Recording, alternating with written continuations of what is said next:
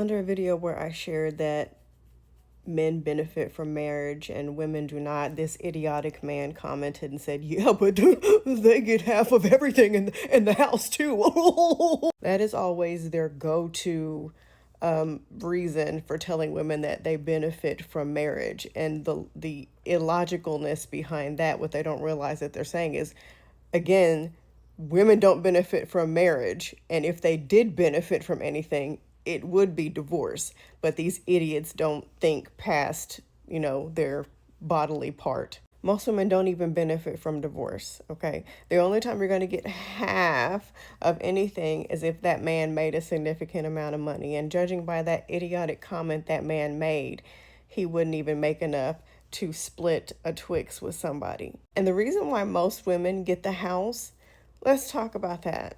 As much as most men say, you're keeping me from my kids, she's keeping me from my kids, the truth of the matter is men just don't fight for custody of their kids. That is just not happening. In most cases, the courts want the children to at least get in a situation where there's 50-50 custody between both parents or where the dad has a fair chance. Y'all dumbass.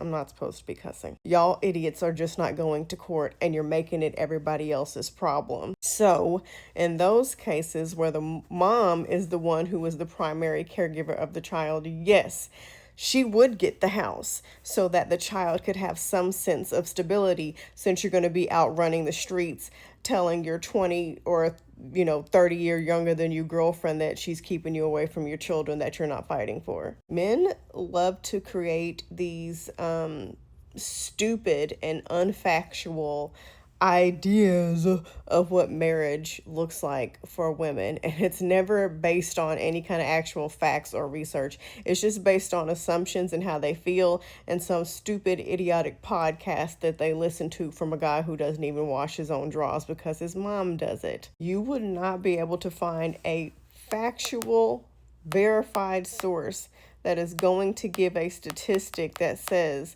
when men want their children, they don't get them, or that every woman who gets divorced gets half, this magical half that y'all keep talking about. Most women who get divorced wound up broke because they have, not only have they not married someone who has benefited them financially in any way, but after you consider attorney fees and the cost of getting your life back together, they're left with nothing, or at least very little. I think people watch too many soap operas and TV shows.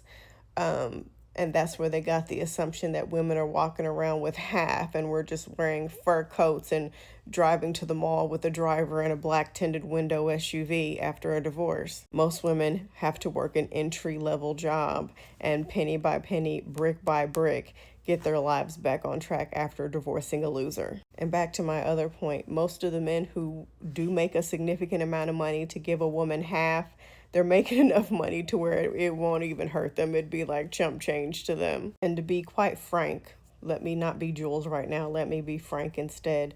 If you're business savvy enough to make a significant amount of money, then even if you take a hit, you're going to get that money back sooner or later anyway. And sometimes even those men who make that money figure out ways to avoid paying child support because they're still stingy bastards. And again, it always amazes me that the men who are talking about this half in a house don't even have a half or a house to give away. But you can't base stuff on your feelings. You actually have to look at data. You actually have to do the research. You actually have to look at statistics. You can't just come online and be a bald-headed, ashy-knee bubblehead. But I digress.